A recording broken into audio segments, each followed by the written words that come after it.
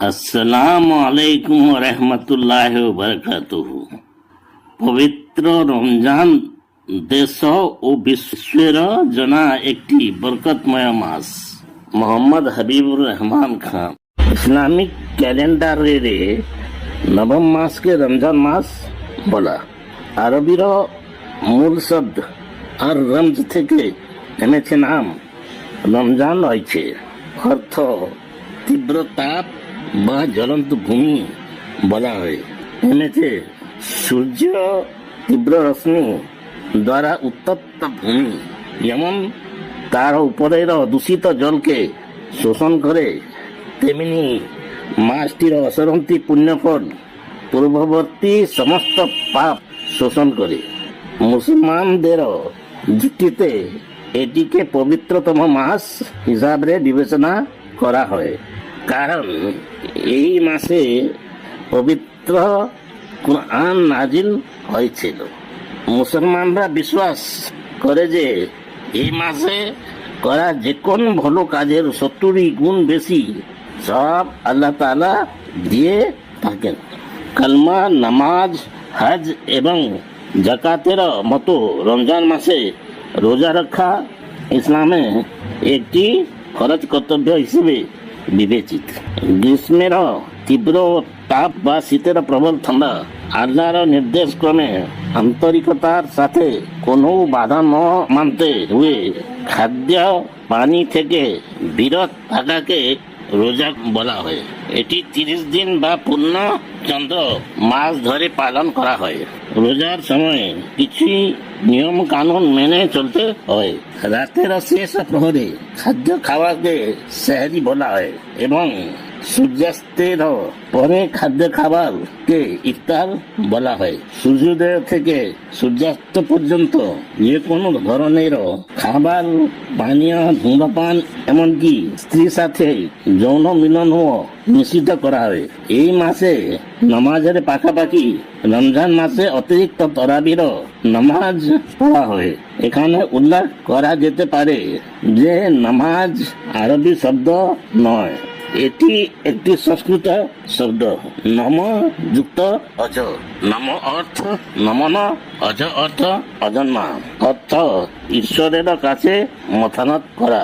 যোগ অর্থ ধ্যান পূর্বক আত্মার সাথে পরমাত্মাকে যোগ করে নির্দিষ্ট আসন গ্রহণ করে এবং মন্ত্র পাঠ করা। নমাজে ধ্যানের সাথে কুরআন তিলাওয়াতের সহ কয়াম বা স্থিরাসন, রুকু, ন উচ্চ ন নিচাসন, সজদা, সাষ্টাঙ্গ, আয়দা, বজ্রাসন বা উপবিশ্বাসন করতে হবে। একজন মুসলিম কম পক্ষে 17 থর থেকে 48 তার বেশি রকা নামাজ পড়েন। রমজান মাসে উপরলিখিত রকা সাথে অতিরিক্ত তরাবির 20 ইয়া 8 রকা পড়া হয়। অতএব এ মাসকে মুসলমানদের তপস্যা বা ধ্যান মাস বলা অত্যুক্তি হবে না। রমজান মাসে জাকাত বা দান ইসলামের আরেকটি বাধ্যতামূলক কর্তব্য এবং এটিকে একটি আধ্যাত্মিক ভিত্তি হিসেবে বিবেচনা করা হয়। জাকাতের বাস্তবিক অর্থ হল পবিত্র বা বিকশিত হয় এবং এর অর্থ হল সম্পদের প্রতি ভালোবাসি পরিবর্তে ঈশ্বরের উপাসনা এবং মানবিকতার প্রতি ভালোবাসা। সমাজে কেই দরিদ্র কেই ধনী, অতএব জাকাত বা দান পারস্পরিক সামাজিক দায়িত্ব। কম পক্ষে কার পাশে 52.5 তোলা রূপার মূল্য তুল্য সম্পদ জমা আছে, প্রতি বছর জাকাত আকারে 2.5% দিতে হবে। এই সম্পদ এতিম, বিধবা, দাস, দরিদ্র, অসহায়, বেকার, বিকলাঙ্গ এবং ঋণগ্রস্ত ব্যক্তিকে সাহায্য করার জন্য ব্যবহৃত হয়। ইসলাম দরিদ্র এবং ভিক্ষাবৃত্তিকে পছন্দ করে নাই। ইসলাম ଏହା ମଧ୍ୟ চাহে না যে কেহি অসহায় বা নির্ভরশীল হকে থাকবো। অতএব এটি ইসলামর আধ্যাত্মিক, সামাজিক এবং অর্থনৈতিক দৃষ্টিকোণ থেকে একটি ব্যবস্থা বা ঈশ্বরের প্রতি, মানবিকতার প্রতি ভালোবাসার জন্য একটি পুরস্কার। রোজা কেবল ইসলাম ধর্মের নয়, হিন্দু ধর্ম, ইহুদি ধর্ম, খ্রিস্ট ধর্ম এবং অন্যান্য অনেক ধর্ম পালন করা হয়। এই প্রথা কেবল ধর্মীয় অনুভূতি বা ঈশ্বরের প্রতি ভক্তি বৃদ্ধি করে না, বরং শরীর ও স্বাস্থ্যের জন্য অনেক উপকার করে। বিখ্যাত ফ্রান্সিসি গবেষক ডক্টর জোয়ে ফ্রাই রচিত রোজা বই এবং W lean and healthy me website থেকে এটি জানা যায় উপবাস রক্তচাপ কমায় এবং রক্তে ট্রাইগ্লিসারাইড और ব্যাড কোলেস্ট্রল বা খারাপ কোলেস্ট্রল কমায়। ইহা হৃৎপিণ্ডের জন্য খুব ভালো। রক্তে শর্করার পরিমাণ কমায় এবং ইনসুলিন প্রক্রিয়াকে ত্বরান্বিত করে। ইহা কোনো ধরনের প্রদাহজনিত প্রদাহ থেকে মুক্তি দেয়। এটি অনেক ধরনের ক্যান্সারের আশঙ্কাকে কমায়। কোষ পুনর্জন্ম প্রক্রিয়াକୁ ত্বরান্বিত করে। এটি শরীর থেকে গচ্ছিত চর্বি অপসারণ করে এবং শরীরের ডিটক্সিফিকেশন প্রক্রিয়াকে ত্বরান্বিত করে। এটি হজমে উন্নত করে, সকল ধরনের হৃৎপিণ্ডের রক্ত সঞ্চালন উন্নত করে। এটি দীর্ঘায়ু দিতে সাহায্য করে এবং অনেক স্বাস্থ্য সমস্যা থেকে মানুষকে উপকৃত করে। এই মাসটি কেবল স্বাস্থ্যগত কারণেই উপকারী নয়, বরং দেশ ও বিশ্বের অর্থনৈতিক সামাজিক সৌহার্দ্য বৃদ্ধিরে সহায়ক হয়। উদাহরণস্বরূপ আমাদের দেশের প্রায় 20 কোটি মুসলমানের মধ্যে যদি 10 কোটি মুসলমান পুরা মাস রোজা পালন করে, তবে 5 কোটি মানুষ মাসে দুবেলা খাবার পাবে। এই কারণেই ভারত পাকিস্তান যুদ্ধের সময় মরহুম লাল বাহাদুর শাস্ত্রী তৎকালীন প্রধানমন্ত্রী ভারত ও পাকিস্তান যুদ্ধের সময় ভারতীয়দের সপ্তাহে একবার রোজা রাখার আহ্বান জানাইছিলেন।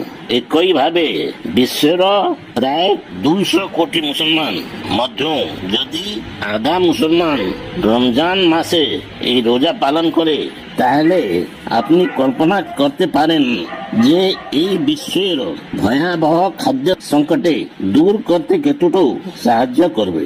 অধিকন্তু যেহেতু এই মাসে ব্যক্তির সঞ্চিত আয়ের 2.5% জাকাত বা দান দেওয়া ইসলামে একটি আধ্যাত্মিক এবং বাধ্যতামূলক কর্তব্য, তাই দেশ এবং বিদেশে বিশ্বের দরিদ্র, অসহায়, অসুস্থ, বেকার, এতিম, বিধবা ইত্যাদির মধ্যে হাজার হাজার কোটি টাকা অর্থ ও পণ্য আকারে বিতরণ করা হয়, যার জন্য কোটি কোটি মানুষ উপকৃত হন।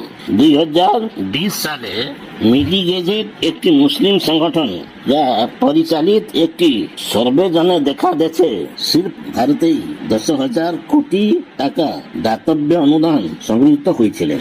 এই সংগৃহীত সম্পদের সিংহ ভাগেই কিছু লোক মাদ্রাসা এবং অন্যান্য প্রতিষ্ঠানের নামে নিয়ে যায়। ইয়ার ফলে দরিদ্র, অসহায়, অসুস্থ, বেকার, এতিম, বিধবা ইত্যাদি তাদের প্রকৃত অংশরা পাই পারেন নয়। এথিজনে সমাজে অর্থনৈতিক প্রবৃদ্ধির প্রভাব দেখা যায় না। একইভাবে কল্পনা করুন যে রমজান মাসে সারা বিশ্বে হাজার হাজার কোটি টাকা অর্থ বা পণ্যের আকারে জাকাত সংগ্রহ করা হয়, যা হাজার হাজার দাতব্য প্রতিষ্ঠান কোটি কোটি মানুষকে উপকৃত করে।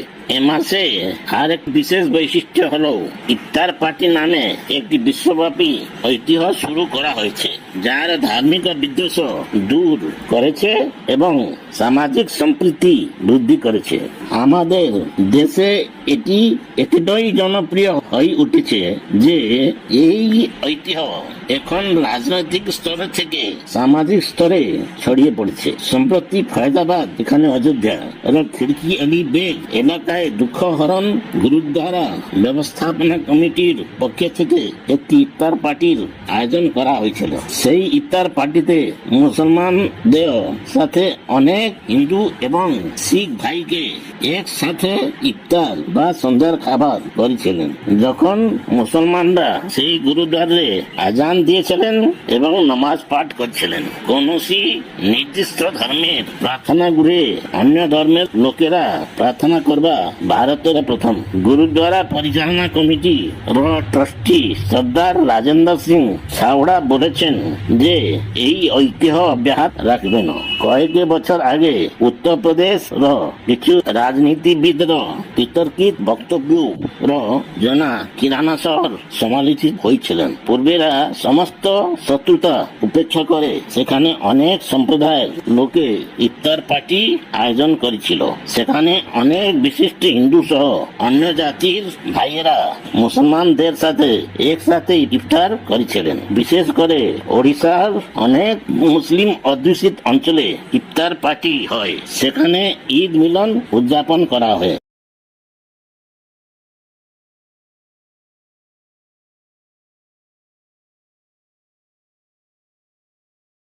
কেবল আমার দেশের প্রধানমন্ত্রী নয়, বরং আমেরিকার রাষ্ট্রপতি, ইংল্যান্ড প্রধানমন্ত্রী, কানাডার প্রধানমন্ত্রী, অস্ট্রেলিয়ার প্রধানমন্ত্রী, সেই সাথে দেশে এবং বিশ্বের অনেক রাষ্ট্রপ্রধান এবং বৃহৎ সংগঠন এই ইফতার পার্টির আয়োজন মাধ্যমে দেশ এবং বিশ্বের ধর্মীয় সংহতি এবং সামাজিক ভ্রাতৃত্ব বৃদ্ধি করবার চেষ্টা করছেন। रमजान का मुबारक महीना भी शुरू होने वाला है। मैं आप सभी को और सभी देशवासियों को रमजान की भी मुबारकबाद देता हूं। Iftar dinner, very special, as we honor the Islamic holy month of Ramadan. Let me begin by saying to our Muslim friends, of which I have many tonight, and I think we have many all over the world based on the results in Michigan, other places. But I just want to say hello to all of the people that supported us so strongly. Ramadan Mubarak. Ramadan Mubarak to Muslims here and around the world as you embark on this month of fasting, giving and contemplation. To the British Muslim community, I want to say thank you for your incredible contribution across every part of our society, from the NHS to the armed forces, to business and industry, academia, law and the arts. Last October, I met Imam Atta, director of the charity Talmud, who told me about their important work recording anti-Muslim hatred and supporting victims. Now, I don't want to hold up events any longer. The timing of tonight is all in my hands. The timing of tonight is in other hands, so we've got to keep to time. Thank you all for being here. I can't wait. We've got a really good opportunity to have a discussion later on about your work, bringing communities together, breaking down barriers, challenging misconceptions. Has to be done over and over and over again, you know that, and supporting other young people. So it's fantastic for me to be sharing this iftar with you and throwing the doors of Number 10 open and demonstrating that this building belongs to you just as much as it belongs to anyone. Assalamu alaikum. Greetings to our many Australians marking Ramadan. In this holy month of Ramadan, Muslim people from across the world focus on the essentials of their faith. In discipline, you find compassion, fasting, generosity. And in keeping and sharing these traditions, you do so much to enrich our wider Australian community. I honour the sacrifices you have made for our country and for your fellow Australians as you've gone about adjusting to this new way of living here in Australia. The example you have set, the leadership you have provided in your communities is greatly appreciated. And your efforts and kindness and care you have showed in a year of hardship have made a real difference. So I thank you. This year we can look to the future, though, with much greater confidence. With safe and effective vaccines rolling out across the country, particularly for our elderly and most vulnerable who we must protect above all else. Hello everyone, Assalamu alaikum. Today, Muslim communities will mark the beginning of the holy month of Ramadan. Ramadan is celebrated across the globe and its traditions have been practiced for generations. But wherever and whenever it's celebrated, Ramadan has always been a sacred time to gather with family and friends, to pray and fast, and to share meals at iftar. My family to yours, Sophie and I wish you a blessed and peaceful Ramadan. Ramadan Mubarak.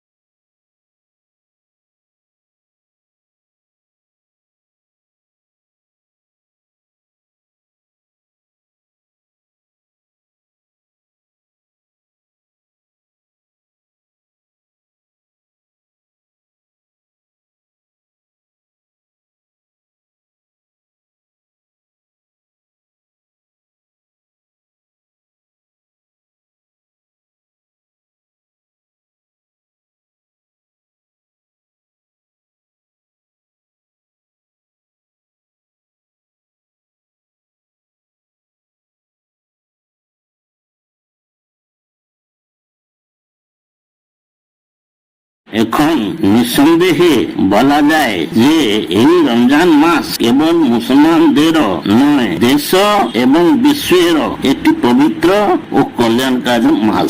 একে like, share এবং subscribe করুন। হইপারে আপন share থেকে জনে যদি রোজা রাখুন তবে তার স্বভাবে আপন বি হকদার হবে। If you read as article in newspaper, contact with me in above phone number. I will send the written copy. Condition: only send a copy of your newspaper. Assalamu alaikum wa rahmatullahi wa barakatuh.